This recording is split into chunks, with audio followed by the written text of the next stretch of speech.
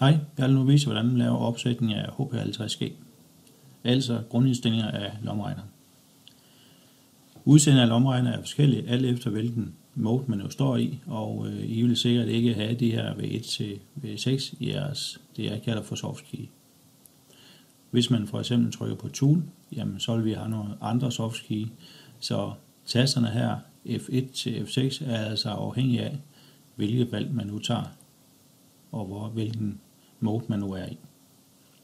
Så det skal I ikke være forstyrret af.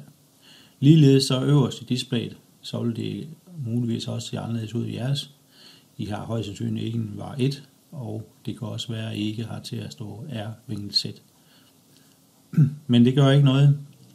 Det kommer til fremadrettet, og det vigtigste er, at vi får opsat lommeregneren, således at den har samme udseende som min i store træk, og sådan at det I oplever også er det jeg fremviser på skærmen. Ligeledes vil der også være nogle regneoperationer, den ikke kan udføre, hvis ikke det her grundopsætning det bliver lavet korrekt. I grundopstillingen der er det mode man skal ind i, og når vi trykker på mode, så kommer vi ind i en menu, hvor man har nogle valgmuligheder.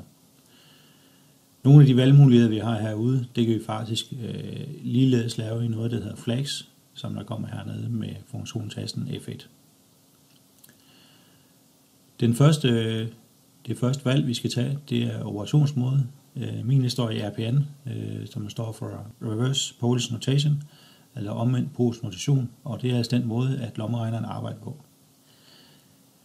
Det gør faktisk her, at når vi står i omvendt polsk notation, så hvis vi skal lægge to tal sammen, for eksempel 4 plus 8, så taster vi jo normalt 4 plus og 8, og så lige med. Her skal vi gøre det lidt anden rækkefølge. Hvis vi trykker 4, enter, 8, og så til allersidst, så vælger vi, at vi skal have regneoperationen plus, og det giver så 12.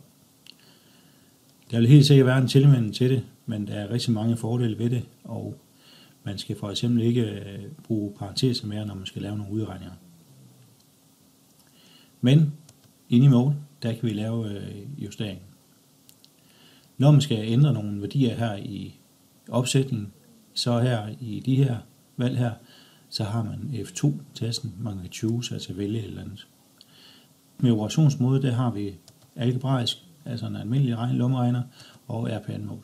Vi skal altså vælge RPN-mode her. Næste mulighed vi har, det er number of format.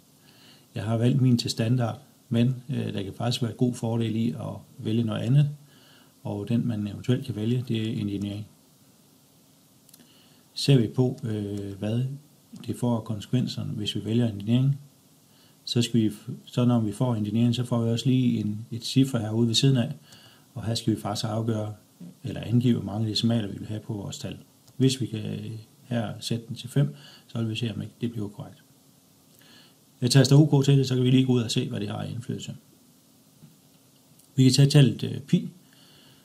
Det er her som et hvidt symbol, og det vil altså sige, at vi skal bruge den hvide second-funktion af tasterne, og så taster SPC, og så vil vi altså få tallet pi.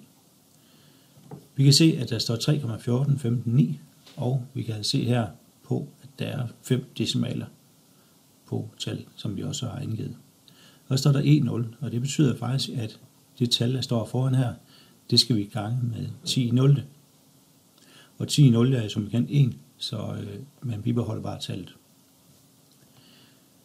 Hvis vi nu ganger tallet med 10, jamen, så bliver det også 31,41 osv. Ganger vi med 10 igen, jamen, så får vi 314, og stadigvæk 1,0. Ganger vi med 10 en gang mere, så får vi 3,14, så er vi egentlig tilbage igen. Men nu skal vi bemærke, at herovre der står der E3, det vil sige, at vi skal gange tallet med 10 i tredje, og så står der altså 3,1415,9 gange 10 i tredje, og 10 i tredje er 1000, så der står egentlig 3141,59. Så eksponenten her på det 10 bliver opløftet i, den vil altid være delt med 3, og det betyder faktisk, at det kommer til at passe meget godt inden for de præfikser, der er i elteknik, og 10 i tredje, det er som bekendt kilo. Det kender vi fra kilometer. Ganger nu for eksempel med 1000 igen.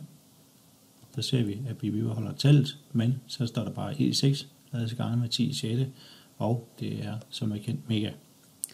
Så det valg kan man måske tage. Jeg vælger selv at stå i standard, så det vil jeg gå tilbage til, og så kan vi se ud i displayet, ja, men så har vi ganske normalt tal.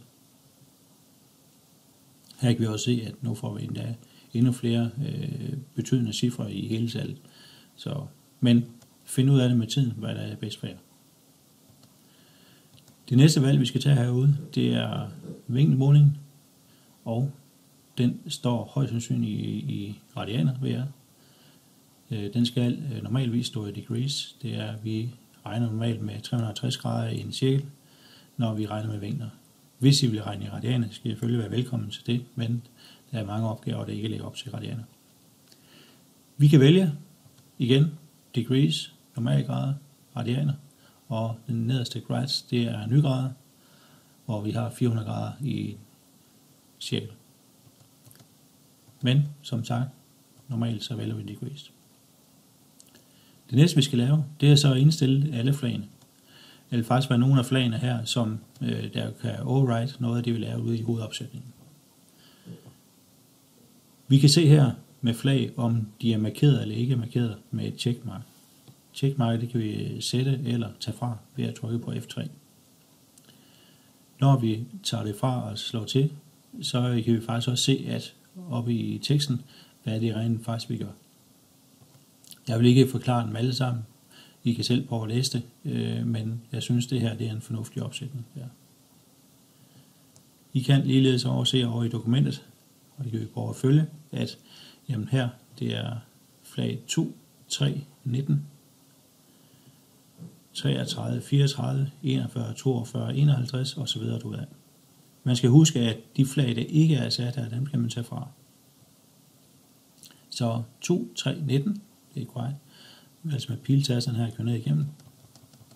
34, ja, 33, den har jeg faktisk excelet herinde på transfer via wire.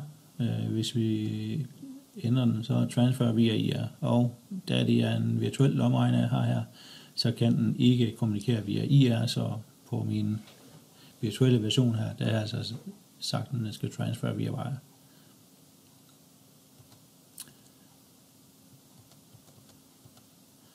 Det næste, det var 41, 42, 51. 41, 42, 51. Har vi 56, 65. 56 her. Og 65. 79. Det skulle næsten gerne være 90. Ja. 103. 117 og slutlig 128. Har man markeret alt det, så trykker man OK og OK igen, og så skulle lommeregneren gerne være indstillet med grundopsætningen.